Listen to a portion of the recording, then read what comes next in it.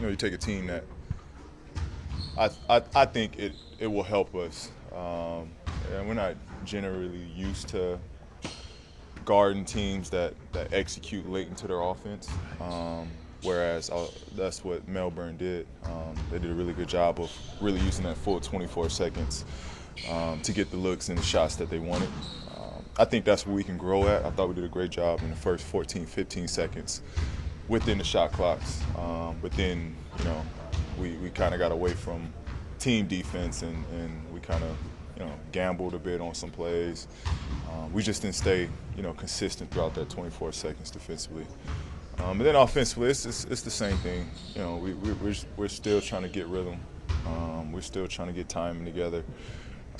All of that is going to come, though. It's what these preseason games are for.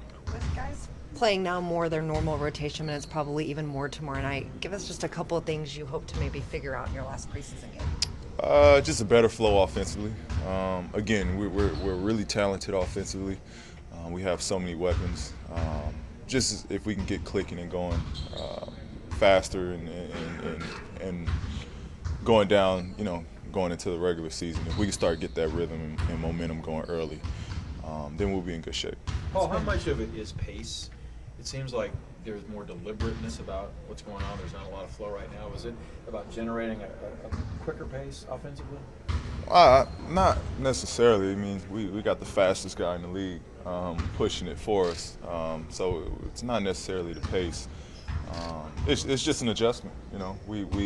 I for sure have to learn to play off a guy that fast. And it's different. It's different. This is a new group. It's I don't want to keep saying the same thing, but it's an adjustment. We're all trying to figure out each other's game still. But everybody is in. Everybody is on board to make this work, and we're gonna get this thing right. From a rotation standpoint, a kind of figuring out your team standpoint, what's the challenge of having not really had those guys, not had Alex at all, and not had Patrick?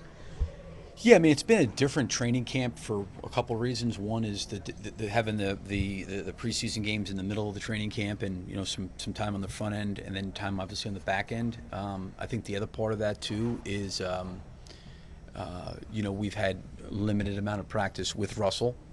We've had no real practice with Alex and Patrick. Raymond's out now. So we've dealt with different things, but you try to go forward with the guys that you have. And I think I said yesterday, I think as long as there's a communication going on between Russell and Paul and Patrick and Alex and the team for the guys that are out and keeping guys on the same page, that's the most important part. Clearly, Russell plays at a different pace than most guys. How important was it to get him more minutes last night and tomorrow night in order for guys like Paul and Carmelo just to get used to the style and the pace he plays with? Yeah, I think all those guys playing together, getting to know each other is important. I think certainly for Russell, as fast as he is coming up and down the floor with the ball, those guys getting out and getting ahead. Russell found a couple guys for some threes, which was good. But I think the more that they play with each other, the more they'll get comfortable in working with one another. You've faced a few other challenges already. What's Denver going to do that might be different tomorrow? Well, I mean, they've added some really, really good pieces, and they had some injuries last year as well. I thought, to close out last season, certainly maybe the last few months of the season, they were maybe the best offensive team or one of the best offensive teams in the league just by the numbers.